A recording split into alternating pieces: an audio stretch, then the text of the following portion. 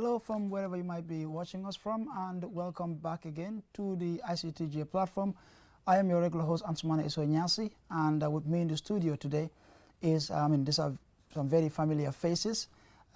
Priscilla Yagusise, who is the Senior Technical Advisor at WAVE, and of course another familiar face as well, Uncle Madi Jobate, who is the country representative for the Westminster Foundation for Democracy.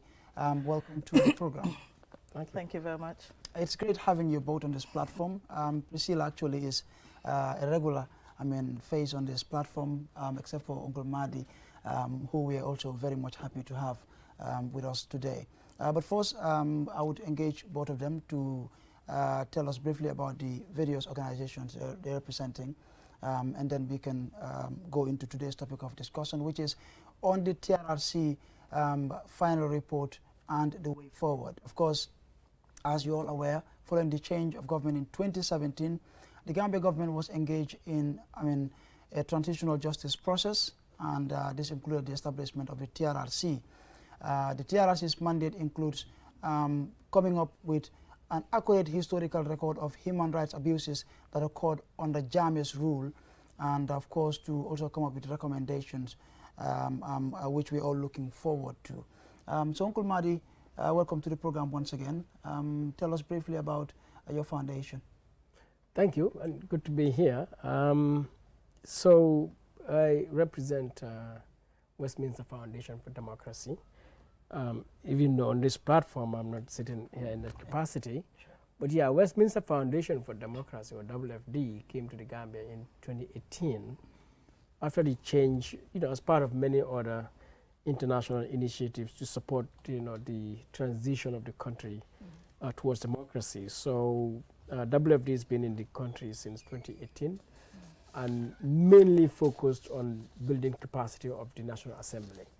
I think it must be the only one organization that's working inside the National Assembly to build its human and institutional capacity. Correct. But of course, works with political parties and civil society. Yeah. Great.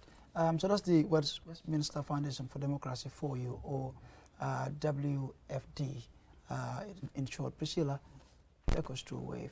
Thank you so much.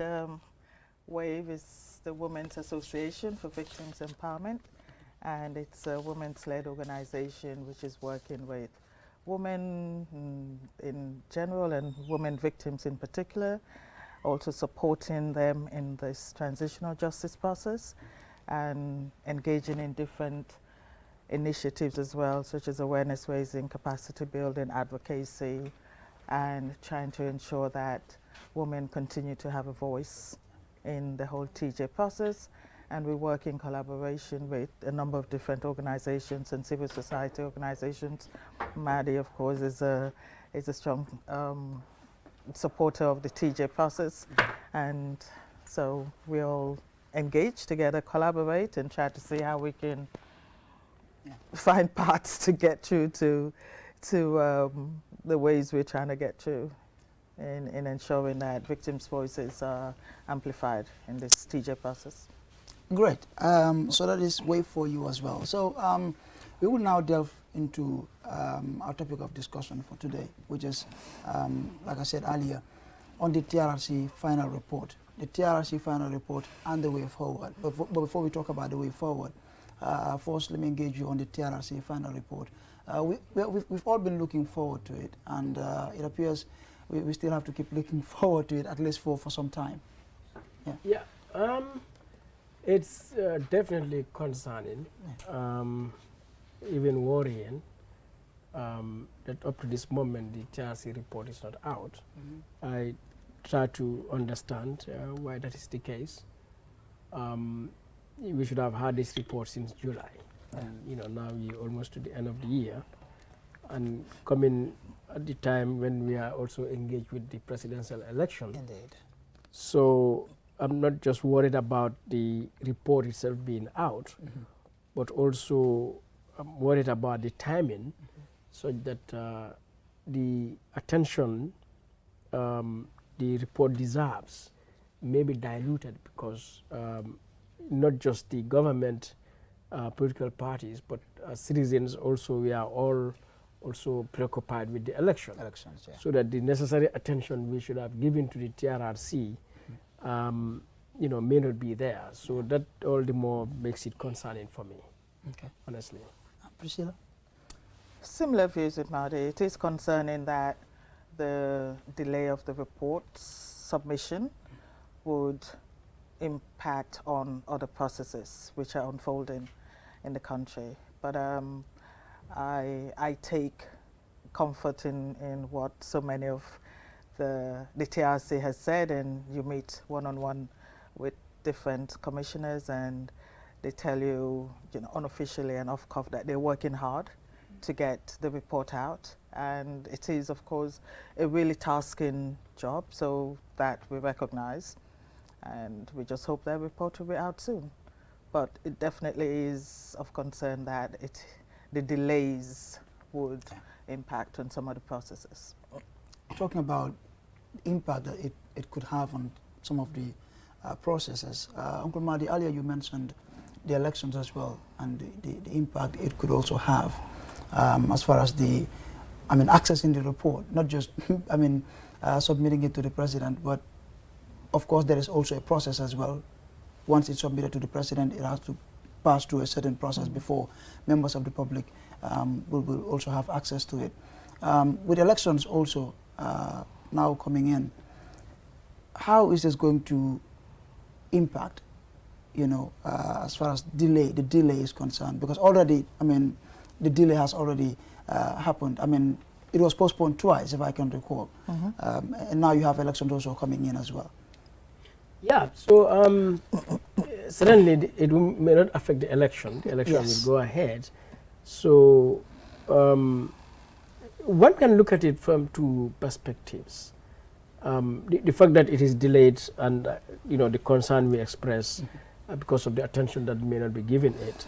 But on the flip side also, one can look at it in the sense that it may be a good also, a good thing in the sense that if it comes right after election, it means it is going to land on the hands of a new government, whoever the president would be. Yeah.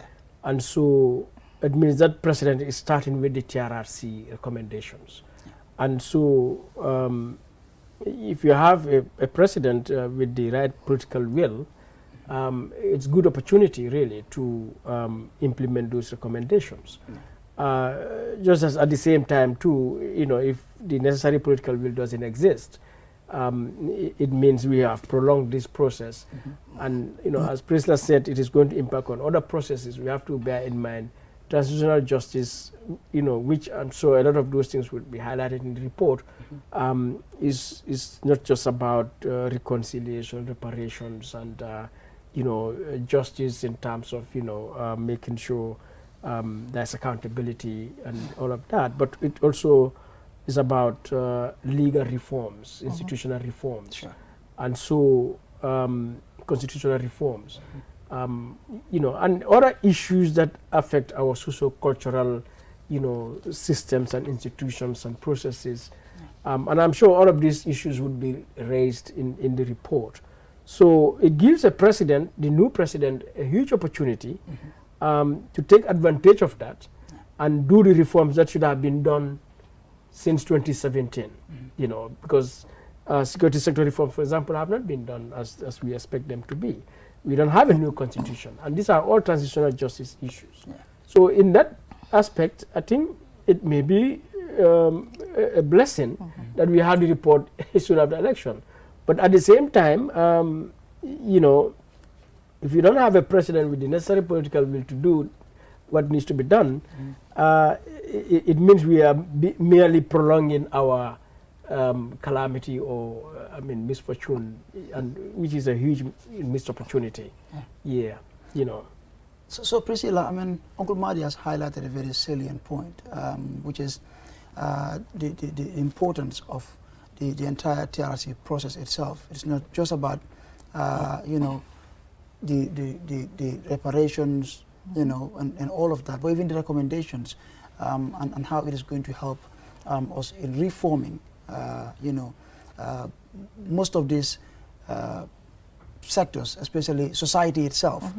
On the side of civil society, what is the message as far as the TRC recommendations are concerned?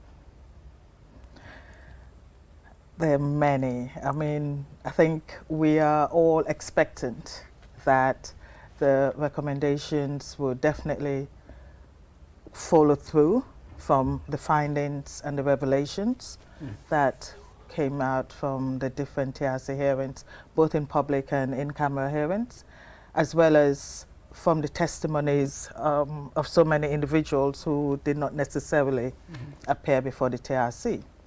And in terms of going forward, we do expect that the TRC report, which it has to, would be on findings and recommendations from the whole process.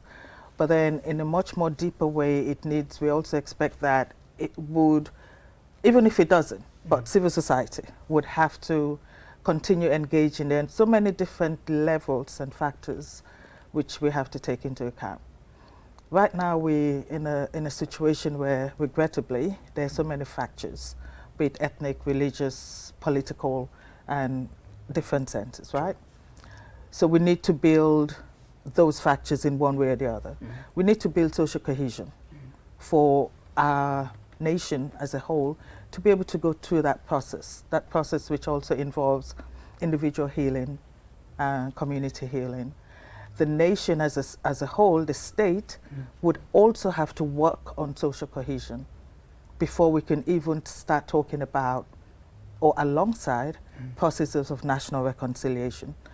You know, it's expected that we would just move from one stage of the journey to another. But there's so many roads and kilometers in between, right? Which you cannot just ignore. You have to address those issues in between. And you need to be able to address issues of accountability. You need to be able to address issues of acknowledgement of the wrongs and the past. And whilst it's happening in some quarters, that is not sufficient for the nation as a whole that's going through a TRC process, a transitional justice process. That is what the government also, and we hope the TRC recommends, that they take on board so that we get to that point of healing and all our leaders come together and we go through a process of prayers, you know, so that we can build back better going forward. But we shouldn't be able to ignore that just because we're moving.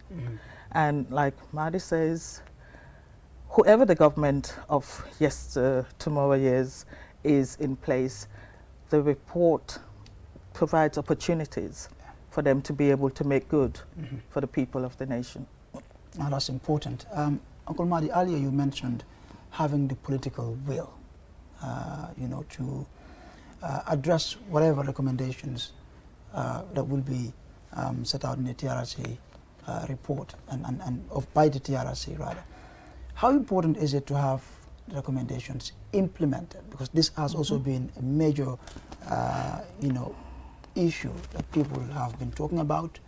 There's been this debate online as to whether there would be the political will to implement the TRC recommendations, without which certainly, the whole process really wouldn't mean much. Yeah, I mean, it's unfortunate though, if you deal with politicians, you got to make allowance for a lot of unexpected. There's always political interest. Yes, which is really sad because the politics is about serving the public interest. And, politics, that's the only thing it should be used for. And politicians should only serve nothing other than the people's interests. Sure. That's the very concept, purpose of politics. But somehow, I think we have transformed politics on its head and so made it a very low-key thing. So that is important. And I tell people, honestly, for me, what will make or break the Gambia would be these TRC recommendations. That is, how well we implement them or fail to implement them. Research has shown societies that went through conflict or authoritarian rule, at the end of it, embark on a transitional justice, even before the terminology transitional justice came, you know, in the international scene as such. But the failure to ensure that there is justice of the past and transformation of that society from the reasons, the structures, the systems that cause those violations or transgressions, if they are not addressed, the tendency for that society to undergo conflict again, not necessarily armed conflict, but conflict, within society and all of those challenges is very high. Yeah. And so Gambia should learn lessons from many countries that went through this process and those that implemented these recommendations in full within the shortest possible time in a fair and transparent way, to learn from those and to look at those that also did not.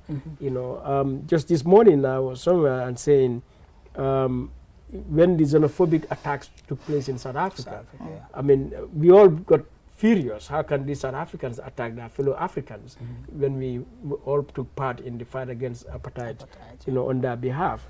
But the fact that most people don't realize is that those xenophobic attacks are a consequence of the failure of their transitional justice process.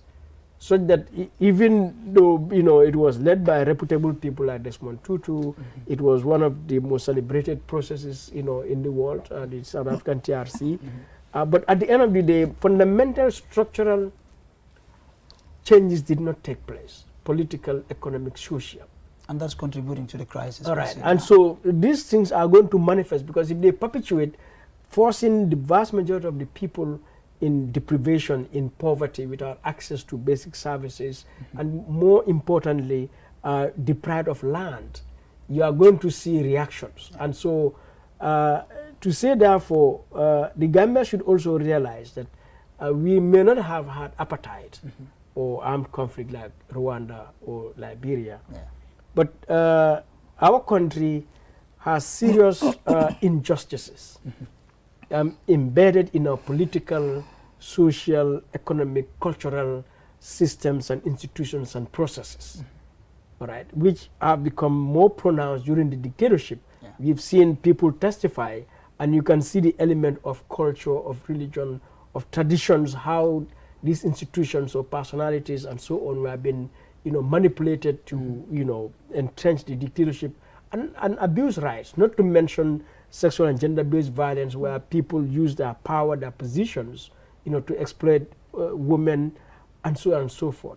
I think you've touched on a very salient point, because one of the reasons why we embarked on this TRRC process is to ensure that we don't have a recurrence of these heinous abuses that took place over Jammeh's 22-year rule. Exactly. So this is important, really. Yeah, so which means we should not joke with these recommendations.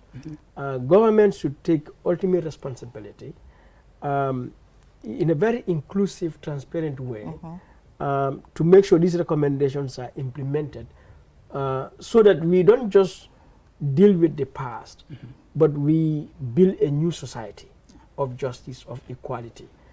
We build a culture of truth, a culture of accountability. We build a culture of peace building.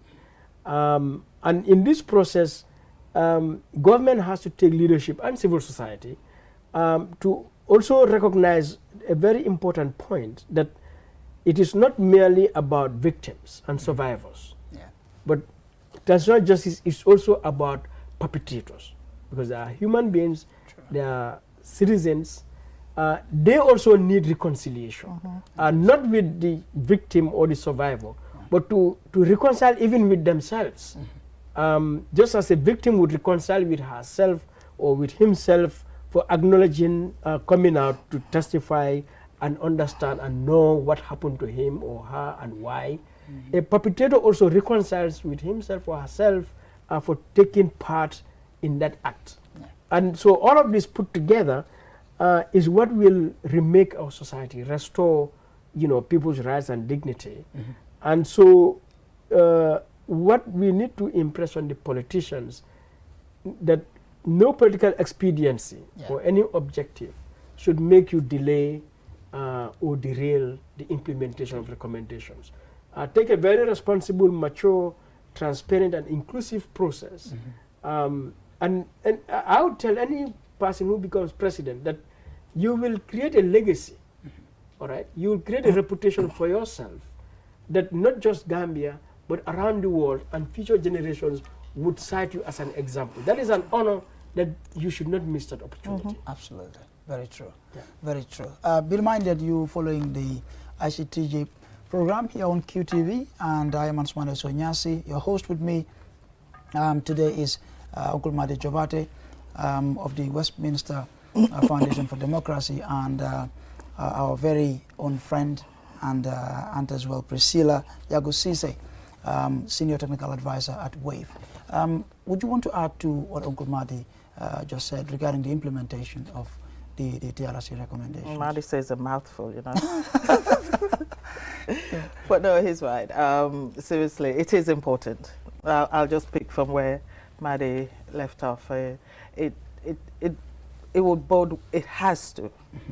It has to be done. It would bode well for the people. It would be a legacy for whoever holds the reins and takes that on board. You know, I mean, it's a process which everyone, a significant number of the Gambian populace have been looking up to, plus the world at large, considering the mega gains, the massive gains at the start. I remember, you know, former Minister of Justice Bar Tambedu, he always used to go on about how we're the fastest country to set up a TJ process. And we had been really working fine on that trajectory, but we don't know, don't want to preempt that it would not come to pass. But whoever continues on that path would definitely demonstrate a lot for the Gambia. And the legacy will remain, will continue in that vein, but yeah, let's leave it there, because we don't want to preempt what may or may not happen, because there's so many different factors in place. But definitely implementation is important. It's necessary, it's needed, and it would touch on so many different areas as well, and sectors in the Gambia. I mean, sometimes people think it's just what was seen on television. It's a whole lot more than that. It really is a whole lot more than that. We will get to that point where in the Gambia we would be rebuilding. I mean, we have that mentality and attitude, which it has bode us well. It has kept us going. Maslaha, is it what they call it? Maslaha. The maslaha, they call it the maslaha syndrome. But you know, TRC revealed a lot. Indeed. And just because the lead has been lifted, you can't just shut it down.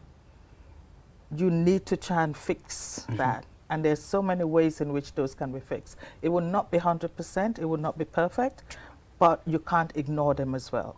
So for both the victims, survivors, their families, right? The perpetrators, they too, there's so many who are just waiting. They also need that release. We were in, I'm not going to mention, but we were with one of the army barracks just Sunday, and some of those soldiers were crying when we talked about the human rights violations. We showed a video documentary. Some of them actually physically took part in that, and they were remorseful. So you have so many people waiting for a process, an avenue, a platform that would give them that release as well. Remember, we still, only a few people took part in the TRC. So many people are waiting for that avenue where they could actually be able to engage and say, I am sorry, I feel remorse. Even if the nation doesn't do that, the state doesn't take that its role and accountability, right? But individuals as well, they're waiting. But they're waiting because they need the environment to be conducive. And possibly right now it's not, but hopefully with the release of the report, the environment will be conducive, and then people will be able to engage much more. Well, we were hoping that. And talking about being remorseful, Uncle Mahdi, what do we do now going forward as a society, as a country, and even at government level as well, to ensure that we don't have to go through what we went through? I think, you know, you asked that question, I'm like, these questions should have been asked maybe 2017, 2021, 5 years later. But I mean, it's sad until now. You have deniers, you have doubters in our society. That is not helpful. Generally, one can say we all should be responsible and, you know, patriotic and honest, and realize that the past 22 years was real. You know, what happened or what we saw at the TRRC, the public hearings, it wasn't a movie. You know, it's real people talking about real issues. And so we need to recognize that and be responsible enough to see how to make our country better. But above all, the responsibility rests on the government and the president in particular, to help the country transform, because that's the purpose of leadership, to change your people, to change culture, to change society for the better. And, you know, it's also sad that over the past years, this government has taken a lot of steps, decisions and actions that really does not augur well for changing this country for the better in terms of transitional justice.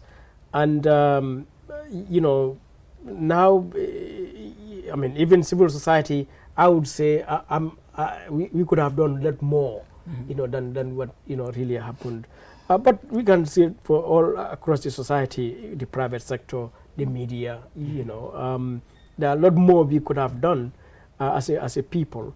And so, you know, going forward, I think one would have to emphasize this for us to engage, you know, in a strategic way, particularly civil society, you know, because as I said at the beginning, when you deal with politicians, when you deal with government, sometimes, you know, the results don't come quite straightforward easily because there are many considerations. And I'm concerned, really, you know, in that regard, because we are having the budget for 2022. And, you know, I know when we had the march, Never Again march last week, the Minister of Justice issued a press statement. Yes. And in it they said 150 million is allocated for TRRC, or, you know, transitional justice for 2022. But 150 million is a pittance. So for me, a very important situation has arisen for which we did not impact well on it, and that is the budget. Because at the end of the day, the transitional justice is about the budget. What will fund the processes, what will fund the institutions, what will fund the, you know, the actions that would have to be done. More consideration. So if in that budget, 2022, transitional justice is not budgeted adequately, then it means we cannot have the implementation, the kind of implementation we should expect. And budget is important, because budget also reflects political will. Yes, because what you put in your budget is what you consider to be important. So if you don't put any money in the budget for transitional justice, or you put a very small amount of money, that shows your, you know, your understanding, your position, you know, your level of political will and commitment, really. And so I'm really worried about that, because we are going to get this report in 2022. Because even if it is submitted now, it can only be touched fully in 2022. And if the resources are not available in 2022, why are we going to get money for reparations, you know, for reconciliation efforts? In fact, there has been a major issue, reparations. I remember the TRRC severally complaining about not having adequate funding to be able to give out reparations to victims, you know, as needed. I think they were given, what, 50 million? And they're needing, initially, and they're needing way more than that. Yeah. Yeah, so TRC, or transitional justice, is expensive. And at the end of the day, it's about resources.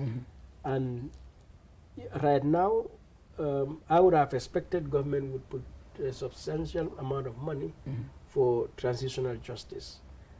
We need to change places, you know, names of places. We need to do security sector reforms, which would require a lot of capacity building and, you know, equipment and so on. We need to do, we need a new constitution. We need legal reforms, a lot of them. But again, we need reparations. Certainly, it is not going to restore everyone back to where you were before. But to a large extent, individuals that have been violated should, you know, find reasonable reparations, really, you know, and so on and so forth. And so, if at the end of the day, in our national budget, these things are not there adequately, it's worrying. But at the same time, it's about civil society, the private sector. I think there is need for that initiative to emerge within the civil society, a reparations fund of some sort, in cash and kind, to create, to see how do we make sure, you know, everyone contributes to it. In the private sector, again, I think there is a need for the private sector on the GCCI to also come around to, you know, raise resources for reparations and other aspects of the transitional justice process, and so on. I remember GCCI did a telethon for the COVID, and raised millions, but certainly we need much more millions, more millions. Really. So I think all the more reason the government itself needs to talk more about transitional justice, to make citizens understand what is required to make this happen, resource-wise, but also as individuals, what do we need to do, as you asked, you know, and companies and CSOs and so on. Indeed, that is important. Everyone has a role to play in this. Priscilla, yes? On the same issue? On the same issue. Definitely taking it up from those perspectives, the facts are clear. There is need for a whole lot more financial resources. There is need for capacity. So human, financial resource and capacity is essential, because we have a long, long way to go. Our legal, our laws which are in place do not actually, some of the laws are not sufficient to be able for us, or for the legal people in that sense, to be able to use them in order to get maybe a conviction, for example. On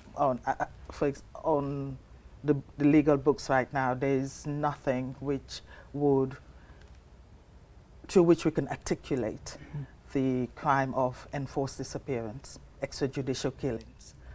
You know, what is in place is just not sufficient, through which we can pursue legally a case for that and get a conviction. But reforms are necessary, and hopefully with the judicial precedents and also mindful of our obligations under international law and human rights law and standards, we should be able to use those as well.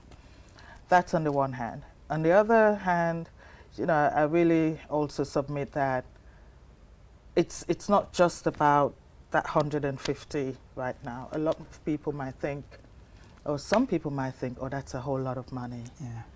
It's, you know, to some it's a whole lot of money. To others, it's pittance, okay? And if you take the number of victims in this country, that is pittance, right? Because so many have suffered so much and irreparable harm, and money is not what's going to bring back your loved one, for example. Money is not going to restore your dignity, a woman who's been raped, and through that you have lost so much. Money is not going to fix your womb where it's been damaged because you have been given concoctions to drink, Cubajero and other processes. For a man who's lost his manhood because of acts of torture, nothing can replace that. True. A mother, a father, family members burying their loved ones, crying over them, money's not going to bring all of that back. True. But in some ways, it recompenses, and it takes into account that there is recognition of the harms done, and there is a way of saying, we stand with you in your plight, right, in your suffering. But what I am also encouraged about is that it is not just, it's not a short process. And this is where a civil society would really going to stand in the gap, right? To keep it going. Because some people would think, okay, TRC, as it's happening now, TRC hearings, they now, others have even forgotten, TRC, what? True. We need to keep it in the focus, right? In the forefront and the limelight. Report should be coming out. A few people will be engaged with that report. Then implementation. Even fewer people will be engaged in the implementation. It happens. The interest would wane. But I am taking hope that, and holding on to, you know, some satisfaction that it's not a short process. It's a forever process. Indeed. Do you see? Because generations after, they're going to come and still want accountability. So let whoever is standing now in that position of government and later be ready to have the political will, even if you don't have it. We've seen developments. Who would have thought we would be at this stage? And who would have thought some happenings in the country would be happening? So let's just say that the road is open, the road is wide, it's narrow, but that let no one think it would close, the door would close just after the submission of the report and selective implementation of some of the recommendations. Because what civil society and others would be doing would be capacitating a generation that would continue to ensure that never again really is never again, okay? Because you know, people have to be held accountable, and the nation must heal. Social cohesion must take place. There must be acknowledgement. There must be compensation, reparation, and there also needs to be national reconciliation. That's important. Uncle Mahdi, on the need to have this continuous conversation on the TRRC and the entire TJ process, this is important. Yeah, I mean, ultimately, I think all of that put together, it's intended to create a new society of justice, of truth, of peace, of reconciliation. You know, ultimately, that's the objective. So I think, you know, we have a huge role to play. I think until now, there are misconceptions about transitional justice. And of course, you know, with this report being delayed and with other issues, I mean, there have been even controversies around the TRRC itself. But I don't think we should allow all of these things to derail us from the very essence, the very value of the, you know, this process in remaking our society. So acknowledgement is important. You know, as I said, perpetrators also need help, and we cannot heal as a society. And if we leave perpetrators, you know, as if they are not important or necessary, and blame them, of course they have to be held responsible. But we also have to realize that we had a dictatorship, and in this dictatorship, is a whole system, you know, in which yes, you know, terrible things happened and perpetrated by individuals, and you know, much as we want to hold them to account, we can also try to understand why would this person do this, you know, including Jammeh. What could have been responsible to transform this very good gentleman, this lady, to become such a torturer, such an abuser. And you know, that's the whole area of study that experts have done. You know, is anyone born a torturer? Is anyone born a rapist? You know, but how does you know, me right now or you or Prisa here transform to become, you know. So we have to understand all of those things so that we carry all of us along in order to transform the society. As she said about, you know, that visit to the army barracks, I'm sure there are many perpetrators in their homes who are crying every day also. True. Yes, they are also crying in regret, you know, and they need company. Yeah. Yes, just we want to hold them to account. I'm sure there are perpetrators who are there, like, even if they send me to jail 100 years, I deserve it. You know, and that's acknowledgement. Yeah, you know, and so we have to create the environment for that to take place. For victims and survivors also to acknowledge their conditions, you know, as a means to overcome them, so that you are not really damaged from inside by thinking of what happened to you or your loved one. Yeah, this reminds me, during the TRC public hearings, I remember there were instances where you have witnesses, some of whom have been alleged to have committed serious crimes, would tell you, I have been waiting for this opportunity for so many years. Yeah. And then you begin to wonder why the person must have done, you know, whatever crime they are alleged to have. Yeah. So there and then, that person's testimony help that person to reconcile with herself or with himself. You know, there's one thing for me and you to reconcile, but it is another thing altogether for me to reconcile with myself. True. I mean, knowing what happened to me and why and by who, and, you know, knowing what I suffered. And for some, that's all they need. Yeah, and they will reconcile with themselves. That is, their happiness will come back. Their peace of mind will come back. They will be, you know, courageous enough to go back and interact in the society.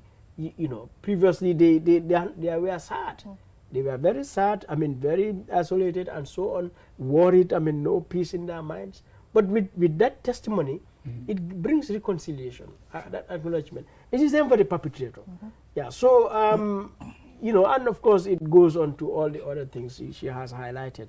And this is all the more reason we need responsible leadership, you know, across the board, to see how do we move every one of us together on this journey, bearing in mind that if we downplay these recommendations, if we fail to implement them in a way that is inclusive, that is fair, because also, yes, as she said, we may not give that money, all that money to a victim or a survivor, and that money may not change anything. You know, the perpetrators have to be held accountable. But whatever is done, let it be done in a just way. Yeah. Yeah, so that you as a victim, if you are given compensation, you acknowledge that this is fair. If you are a perpetrator, if you are, you know, punished anyhow, you acknowledge also this is not revenge. This is fair punishment. That's all important for our transformation, so that we don't repeat the mistakes of other countries. We go 5, 10, 15 years time, and we see things start to emerge in the Gambia, simply because we did not address the past. Yeah. And I think this brings us back to the issue of implementing these recommendations.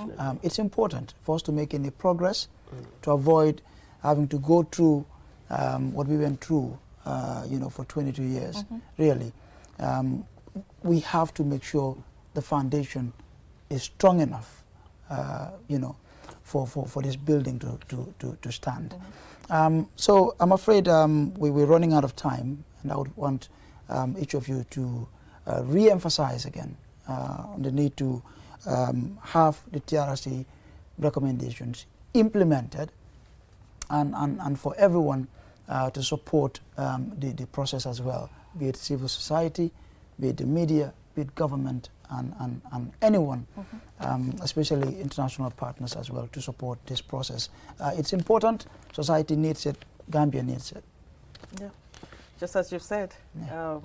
And I know sometimes it's been joked about, right? We don't know what's in the report, but we're trustful that the process would definitely be one which upholds the rights and the dignities of the people, those who've been affected.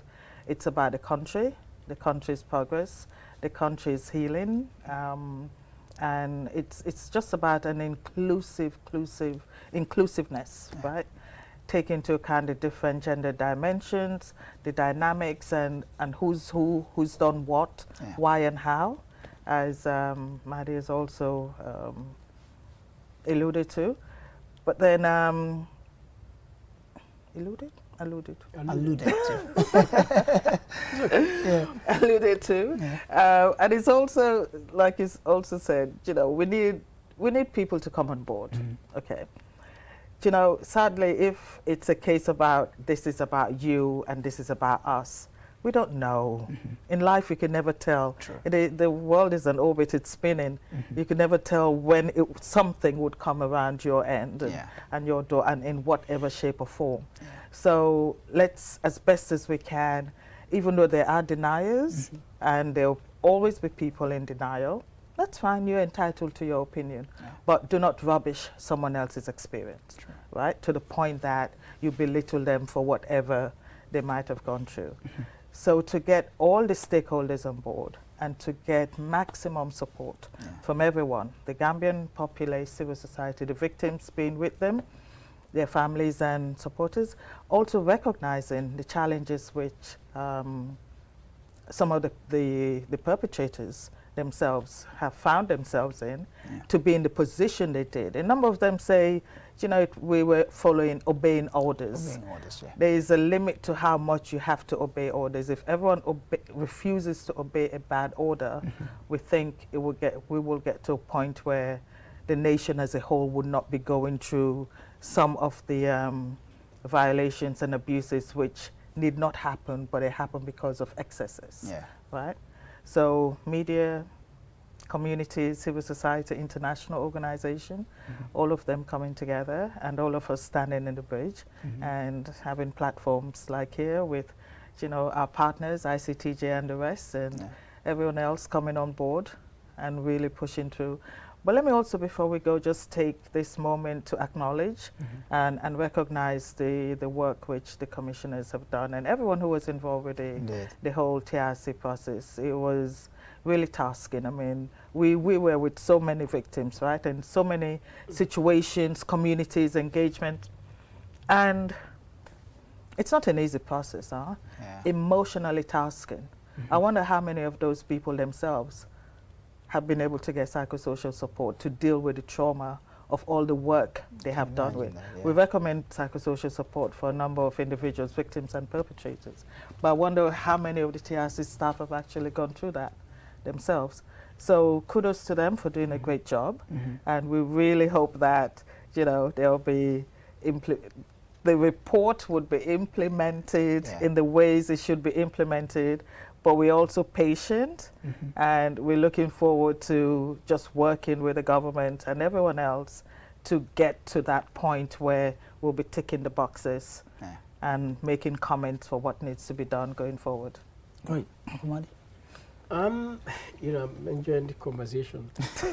Listen to her keenly, But I mean, I think if anything, I'd rather speak to the politicians.